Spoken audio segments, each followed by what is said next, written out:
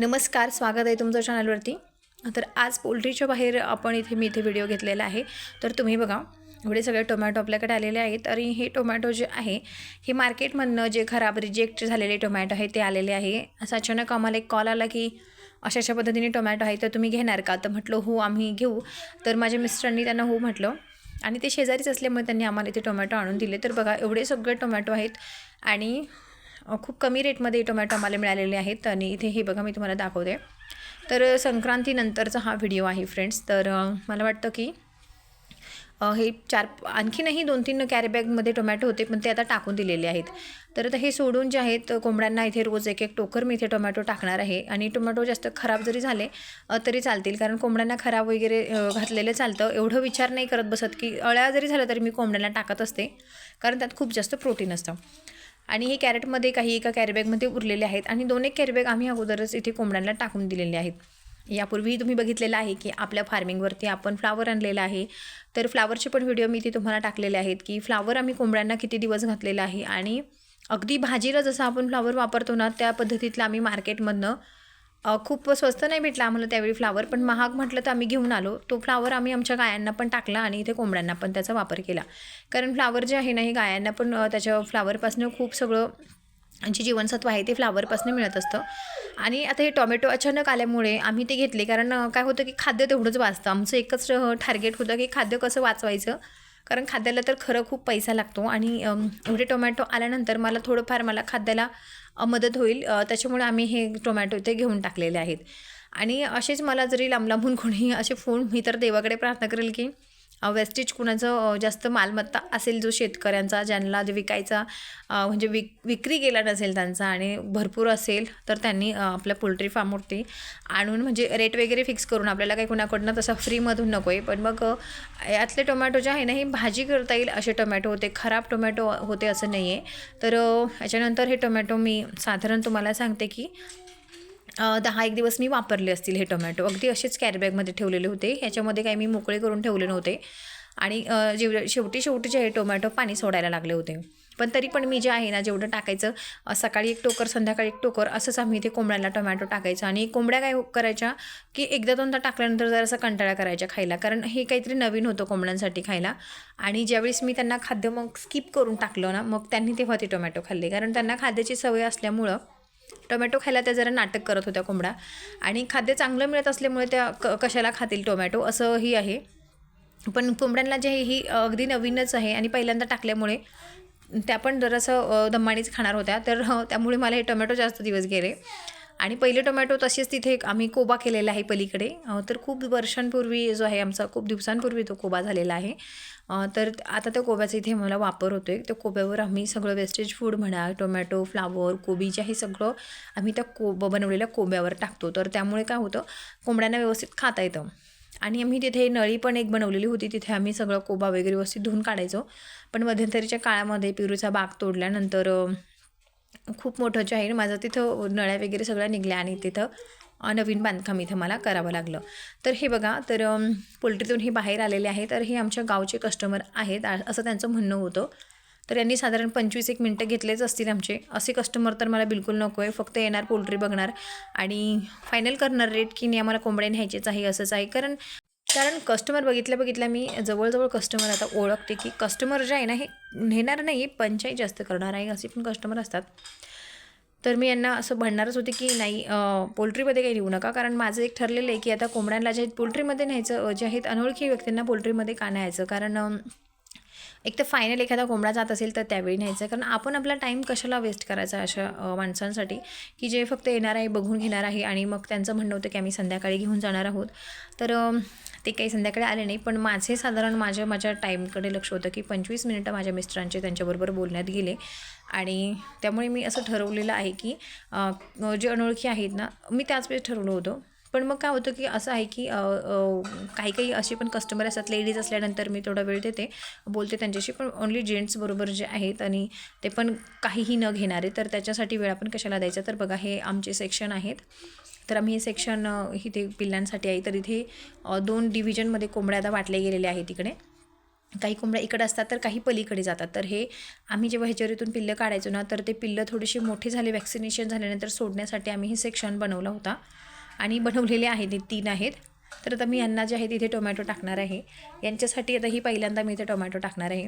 कारण काय होतं की यांना पण कसा खाण्याचा अनुभव आहे ते पण कळेल.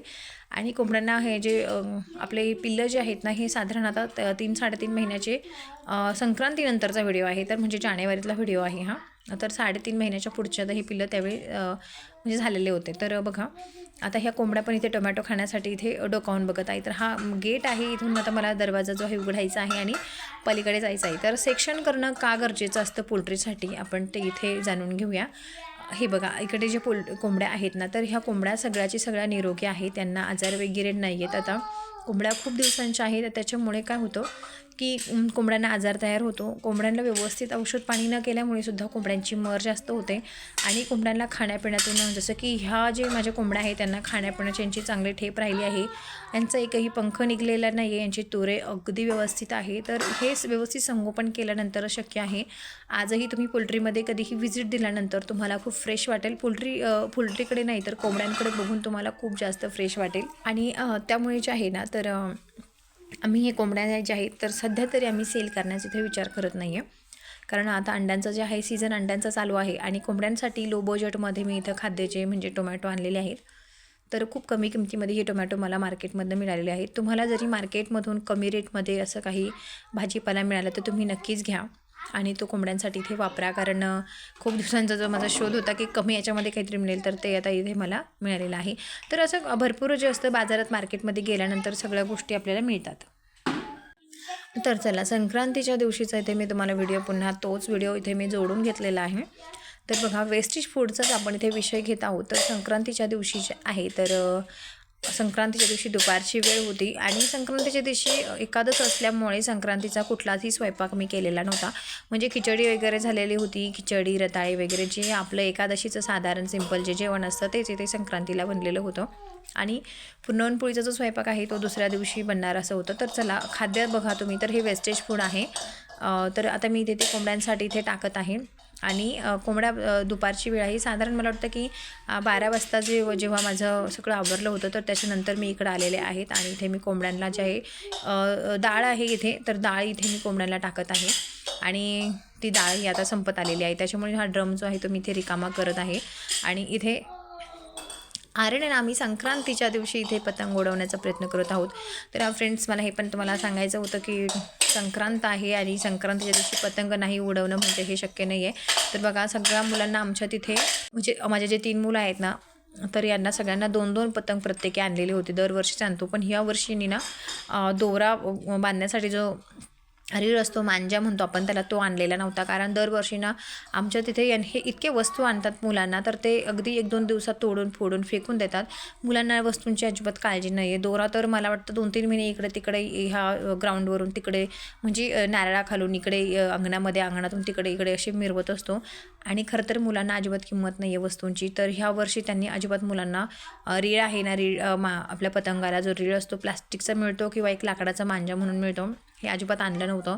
कारण वस्तू टिकवणं ही मुलांची खरं तर जबाबदारी आहे. आता बघा मुलांनी जे आहे ना तर जेव्हा वस्तू आणली नाही आहे ना तर रिळाच्या ऐवजी त्याने दोऱ्याचा रीळ पण भेटला होता ना तर त्यांनी आता बघा घरच्या घरी जे बांबू आहे त्याला इथे दोरा बांधला होता. तर त्याला खरी किंमत कळली आता की कारण त्याचा पतंग अजिबात उडला नव्हता. मी पण त्याला पतंग उडवण्यासाठी मी पण त्याला खूप मदत केली पण काही तो पतंग उडला नाही आणि वारं अजिबात नव्हतं. तर बघा इथून तुम्हाला माझं पूर्ण पोल्ट्रीचा व्हिडिओ तुम्हाला दिसेल. तर ह्या साईडनी माझी पोल्ट्री अशी आहे. पलीकडून माझ्या ज्या आहे तर ते काव फार्म आहे. आणि इथे मुलांना खेळायला इथे पतंगाची अशी मोकळी जागा आहे. तर ही जागा माझी पहिल्यापासून मी मोकळी केलेली आहे. पूर्वी इथे आमचं पेरूचा बाग असल्यामुळे इथे खूप छान वाटायचं. आम्ही जस्ट आता पेरूचा बाग काढला आहे त्यामुळे इथे हिरवळ वगैरे अजिबात नाही आहे. तर आम्ही इथे काहीतरी हिरवळ लावणार आहोत पण कोंबड्या तेवढे मोठे झालेले आहेत ना तर ते अगदी काहीही झाडं लावले तर ते ठेवणार नाही आहे. आता जो कोंबडा गेला तुम्ही बघितला तो आर्यनचा जो आहे ना अगदी डेंजर कोंबडा होता आर्यनचा. तो आर्यनला खूप मारतो आणि तो अजूनही तसाच आहे. तर आदितीला पण इथे आम्ही पतंग खेळण्यासाठी मी तिला सांगितलेलं आहे. आता आदिती मला वाटतं 10th स्टँडर्डला जाईल आता. आणि ती इथे पतंग उडवत आहे. तर मी माझ्या मुलीला सांगितलेलं आहे की तुझं जे लाईफ आहे ते तू चांगल्या पद्धतीने जगलं पाहिजे. पतंग उडवणं किंवा ह्या अशा गोष्टी मुलींनी करायच्या नाही, याच्या अगदी मी विरोधात आहे की तुला जसं वाटेल तसं तू तुझं आयुष्य जगू शकतेस. म्हणजे अजूनही ती लहान आहे आणि तिला जर वाटत असेल पतंग खेळावं तर ती ऑफकोर्स खेळू शकते आणि कुठलं बंधन नाही आहे किंवा कोण काय म्हणतं आहे याचं मला वाटत नाही आहे की मुलगी मोठी झाली हे करू शकत नाही आहे. कारण मी स्वतः माझ्या ह्या वयामध्ये पण माझ्या आईवडिलांनी मला असे काही बंधनं केलेले नव्हते किंवा मी पण कधी पतंग उडवला असं मला म्हणायचं नाही आहे. पण माझे दोनही मुलं पतंग उडवतात आणि तिला वाटत असेल तर तू पण त्यांच्याबरोबर पतंग उडवू शकते. आणि हे बघा हा माझा छोटा तर बघा कसा पतंग पळवतो. याला वाटतं की मी हा पतंग उडवत आहे, पण उडवतो तर ठीकच आहे ना, त्याला आनंद तर घेतोय ना. प्रत्येक गोष्टीचा ना फ्रेंड्स आनंद घेतला पाहिजे. आयुष्य एकदाच आहे. ते मुलांना पण खूप बंधनं घालायची नाही की हे करू नको ते करू नको, असले ड्रेस घालायला पाहिजेत असले, असं मला वाटत नाही. जोपर्यंत आईवडील आपल्या मुलांबरोबर आहे ना तर त्यांना अगदी प्रोटेक्ट करू शकतात. आणि आईवडील नसताना तुम्ही बंधनं जे आहेत, आईवडील बरोबर नसताना तर तुम्ही मुलांना अगदी सांगू शकता की आम्ही तिथे नाही आहे तर तू अशा पद्धतीचा ड्रेसिंग सेन्स कर. आम्ही असल्यानंतर ठीक आहे, पण नसल्यानंतर व्यवस्थित असं आपण आपल्या मुलांना सगळ्या गोष्टी पण इथं शिकवायच्या असतात. तर चला मी माझ्या मुलांचं आणि मुलीचं इथं थोडक्यात सांगितलेलं आहे जे मला वाटतं ते. तर बघा आता आपण पोल्ट्रीकडे येऊया पुन्हा. तर बघा कोंबड्या ज्या आहेत ना तर खूप छान अशा आता इथे दुपारच्या वेळी फिरत आहेत. मोकळं असं ग्राउंड आहे आणि पूर्ण ग्राउंडमध्ये कोंबड्या छान अशा खेळत आहेत. आणि खरं तर हा लॉट माझा खूप लकी लॉट आहे, खूप सुंदर लॉट आहे. आणि अगदी रस्त्याने जाणारे अगदी अचानक थांबून घेतात असा इथे लॉट आहे. पोल्ट्री बघण्यासाठी लोकांना खूप उत्सुकता असते, पण मला अनोळखी व्यक्ती असू द्या, अचानक आलेल्या व्यक्ती असू द्या, त्यांना पोल्ट्री दाखवायला खरं तर अजिबात आवडत नाही आहे. कारण कस्टमरी रूपात आलेलेच जे असतात मला पब्लिक म्हणतात, आपल्या इथले जे व्ह्युअर्स तर कोणी नसतात, पण कस्टमर जर म्हणून कोणी आलं तर ठीक आहे. पण माझा खूप वेळ जातो अशा गोष्टींमध्ये, त्याच्यामुळे तर मी माझ्या वेळेचं आता नियोजन करायचं ठरवलेलं आहे. आणि बघा आधी तिचा हातात अजून पतंग आहे आणि अजिबात माझ्या तीनही मुलांनी ह्यावेळेस पतंग त्यांना उडवता आलेलं नाही आहे. आणि यांना जी आहे दोऱ्याची मांज्याची किंमत आता इथे कळणार आहे. तरी देखील मी त्यांच्या इथे मदत करत आहे की तुम्ही अशा पद्धतीने उडवा, तशा पद्धतीने उडवा. माझं सपोर्ट भरपूर आहे की चला तुम्ही खेळा, तुम्हाला कसं. आणि मी सुद्धा इथे 1-1.5 तास त्यांच्याबरोबर थांबले होते की बघू कुणाचा पतंग उडतोय. तर कुणाचाच पतंग इथे उडलेला नाही आहे. आर्यन तर बघा पत्र्यावर जाऊन हवाच नाही तर पतंग कसा उडणार, तो पण एक प्रश्न होता. आणि इथून पुढे आता तो पण त्याच्या वस्तू व्यवस्थित जपून ठेवणार आहे. आणि त्याचं सगळं लक्ष दुसऱ्याच्या पतंगावरती होतं की त्याचा इतकं वरती गेला, त्याचा इतकं वरती गेला.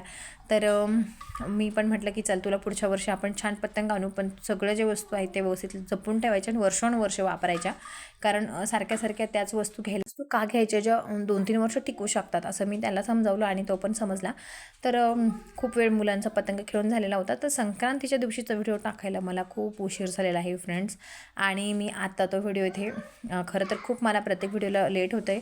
आपले पोल्ट्री फार्मचे खूप प्रोजेक्ट जे आहे, चांगले प्रोजेक्ट चालू आहे. अजोळ्याचं प्रोजेक्ट चालू आहे, आणखीन बरेचसे प्रोजेक्ट आहेत. आपण त्याच्याविषयी पण मी तुम्हाला पुढे व्हिडिओमध्ये इथे सांगणारच आहे.